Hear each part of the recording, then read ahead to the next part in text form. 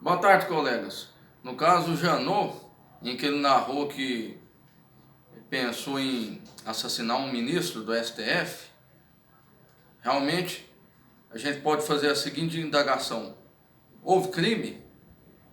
Ou seja, a resposta para essa pergunta é negativa, uma vez que ele só cogitou, ou seja, imaginou na prática delitiva, e também houve uma preparação, uma vez que ele entrou armado dentro das dependências da Suprema Corte. Não obstante, ele não praticou atos executórios, ou seja, ele não pode ser punido nem mesmo pela tentativa, uma vez que ele sequer praticou atos executórios.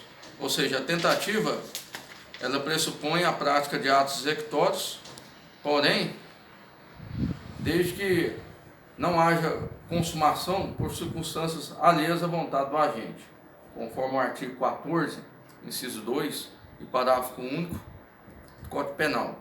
Ou seja, a tentativa ela tem natureza jurídica de uma causa de diminuição de pena, ou seja, analisada na terceira fase da dosimetria penal, ou seja, as causas de aumento e de diminuição de pena, conforme o artigo 59 e 68 do Código Penal, que é analisar todas as fases da dosimetria penal. Porém, apesar de não ter havido crime, foi instaurado de ofício pelo presidente da Suprema Corte um inquérito para apurar essas ameaças feitas pelo ex-procurador-geral da República, Rodrigo Janot. E nesse inquérito foi determinada pelo ministro Alexandre de Moraes medidas cautelares, como por exemplo, busca e apreensão de arma de fogo na residência de Janot, além de ter sido também apreendido um tablet. Ou seja, não haveria necessidade de instauração desse inquérito, uma vez que sequer foi praticado crime, e muito menos de aplicação de medidas cautelares. Ademais, é importante ressaltar aos senhores que o Procurador-Geral da República, ou seja, um membro do Ministério Público Federal, ele possui a prerrogativa de uso de arma de fogo, de porte de arma de fogo, nos termos da própria Lei Complementar 73, aliás, 75 de 1993, ou seja, a Lei Orgânica do Ministério Público da União. Ou seja, como não houve a prática de crime de porte ilegal ou posse ilegal de arma de fogo, diante dessa própria determinação legal que permite que o membro do Ministério Público Federal tenha o porte de arma de fogo, não haveria necessidade de ministro da Suprema Corte determinar medidas cautelares, como no caso houve a apreensão de armas de fogo. Ou seja, neste caso, é preciso analisar o intercrimes. E como no caso não houve sequer a prática de atos executórios, não houve a prática de crime algum, de tentativa de homicídio. É importante também a análise de três teorias. A teoria objetivo formal entende que o início da execução ele ocorre pela prática do núcleo do tipo, como no caso do homicídio seria o próprio acionamento do gatilho, ou seja, essa hipótese não houve presente no caso que está sendo analisado nesse vídeo. Outra teoria também seria o objetivo material, ou seja, nessa teoria a análise dos atos executórios ela considera a prática anteriormente ao núcleo do tipo, como por exemplo o simples fato do agente sacar a arma já configuraria o início da prática do ato executório, independentemente dele acionar o gatilho. E nessa teoria é analisado o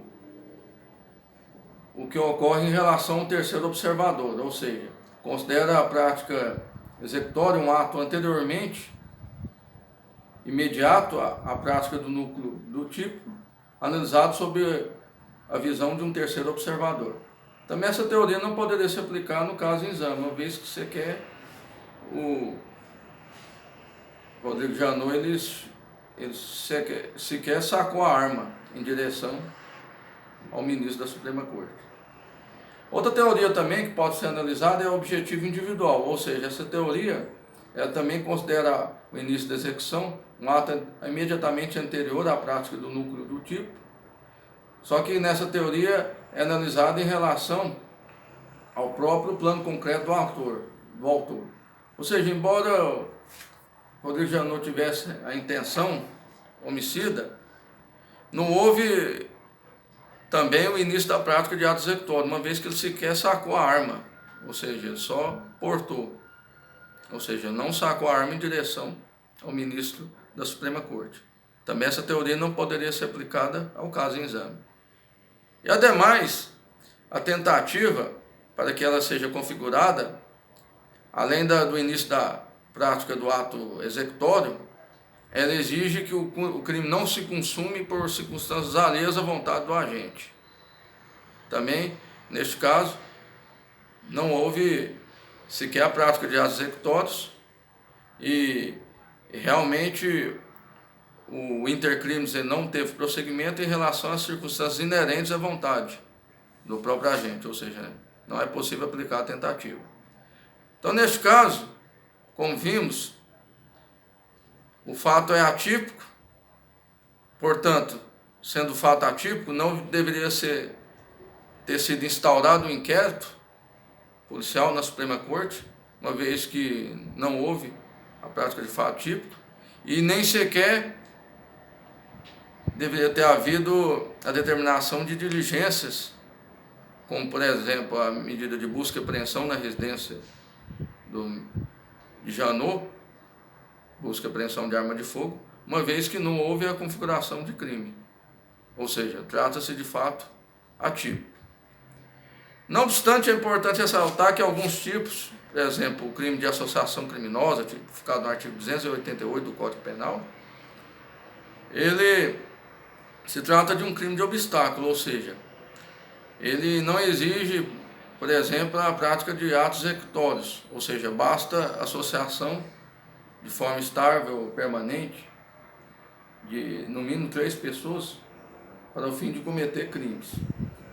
Ou seja, nesse caso, o próprio tipo penal ele pune a mera associação estável de no mínimo 3 pessoas com a finalidade de cometer crimes. Ou seja, esse tipo penal ele não exige a prática de atos executórios, uma vez que ele também pune os atos preparatórios. Mas se trata de uma exceção, que no caso não se aplica também no caso em exame, que se trata de uma prática de um fato isolado pelo Rodrigo Janot. Eram essas considerações que eu tinha a fazer aos senhores. Muito obrigado pela atenção. Boa tarde.